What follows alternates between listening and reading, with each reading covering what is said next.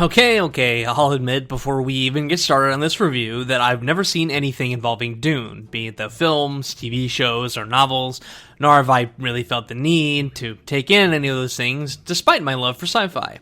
But I'm somewhat acquainted with the old memes, he who controls the spice controls the universe, and so on. I'm probably dating myself on that one, but anyway, the newest iteration of Dune released on October 22nd of 2021, and a friend of mine insisted I see it with him. So I did, and hey, who'd have guessed we'd be talking about it? The movie follows young Paul Atreides as he goes through no small amount of growing pains and gets used to his psychic powers. His father, the Duke, is ordered by the Emperor to take control of a desert planet, Arrakeen, which is where large quantities of spice, a substance that apparently is super important for interstellar travel, can be gathered and sold for high prices. There's more to that, of course, but we don't want to spoil anything if this movie interests you at all. The movie stars Timothée Chalamet, and as far as I'm able to gauge from a brief glance at his IMDb page, this is probably one of his bigger roles, at least at the time of this video anyway. It also stars Zendaya, who you'll probably recognize from the newer Spider-Man movies, and it seems like most of the casting budget probably went to getting Jason Momoa and Dave Bautista on board. I won't lie, I had a bit of trouble taking Dave Bautista's character seriously because he was basically just playing as Drax. There's a lot to unpack and talk about here, so in the interest of time, we'll jump right to that timeless question: should you watch this movie? That's a pretty tough call. Are you a big sci-fi fan? Are you one of those people who keep hoping the next shot cinematographers take to make a good Dune movie is finally going to stick? It's in theaters, but also on HBO Max, so if you happen to have HBO Max and fit those criteria, yeah, might as well spend the 2 and change hours to watch the movie.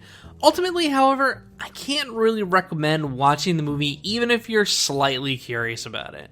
Or at least wait the next half-decade for them to pump out the remaining parts of this movie so you can watch it all at once. Anyway, on to the spoilers. Oh my god! Okay, it's happening! Okay, well, let's start the spoilers here with a little bit of context. This movie is meant to be presented in multiple parts. I assumed initially that they would just try to crunch this into one movie, but I guess they're really trying to do justice to the books. I wouldn't know because I've never read them and probably never will, but hey, good on them for trying to be faithful. Unfortunately, what it does is make this entirely a bland setup movie, and I'm not even really talking about an origin story here either. The movie feels like it's entirely to set up the next 2 parts, or 1 part, or whatever, and that's it. If you haven't actually seen the movie and somehow dozed off but woke up about around this part, here's my best explanation of it.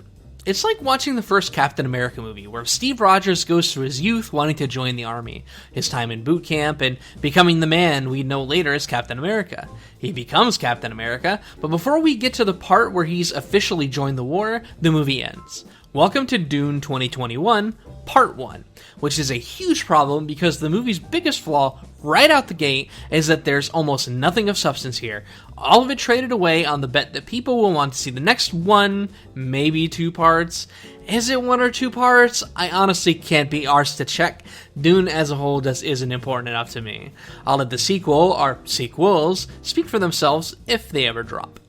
That's not to say that I didn't enjoy the movie, I did as a sci-fi buff, but that extends primarily to the enormous world with infinite possibilities that was crafted before me, but I was left disappointed when, ultimately, nothing was ever done with it. If I were to choose a single word to describe Dune 2021 Part 1, I would choose empty, and I don't think I can pick any better than that. It's all set up and no payoff, and man, it's the biggest all-in I've ever seen, because if Part 2 flops, it's gonna be a spectacular flop. I suspect it won't fail in its entirety, because audience and critic sentiment surrounding this movie seems to align for the most part, and people who see the first part would most certainly see the next, whenever the hell that releases. The next biggest issue with Dune here is that most of the characters are boring, and I grew no real emotional attachment to them whatsoever.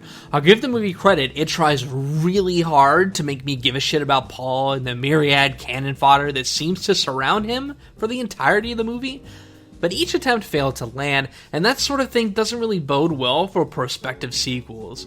If I'm not invested in Paul, at the very least, the sequel's going to have to pick up all of that slack, and just judging by this movie, there's a ton of slack to pick up. I sure as hell don't envy director Denis Villeneuve because the guy has a ton of work to do and very little time to do it in. The way I see it, Dune just isn't really something that fits into a 2-hour movie format, and even if you go the Hobbit route and spread it out over multiple movies, there's just not enough there to make a cohesive film experience. It's almost exactly like The Hobbit now that I think about it, but I guess the distinct alternative is that I remember walking out of the first Hobbit movie mostly satisfied, whereas here, I'm more perplexed and baffled. I think Dune lends itself better to a TV series, but I'm guessing those never did well either because I sure as hell don't remember any of them, but I'm not a Dune buff, so that's not saying much. At any rate, Dune just isn't really that great when you get past the spectacle. I don't normally comb movie reviews after watching a movie since I'm concerned about it polluting my review, but I couldn't resist when I noticed that for the most part, this movie was well received by, as said before, audiences and critics alike. I just had to understand why exactly people were finding this movie to be any good. Is it that audience goers are easily amused chimps flitting from one blockbuster release to another? Or perhaps it's that I'm simply just a jaded old contrarian trying to stir the pot to get more engagement? Well, hey, it might well be both.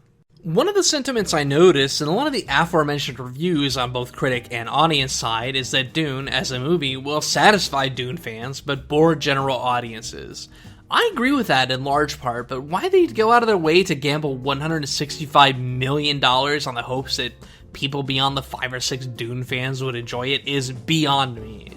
If there's one thing I've learned about life in my 30 plus years on this glorious planet we call Earth, it's that there are some mysteries in life that are probably best left unsolved.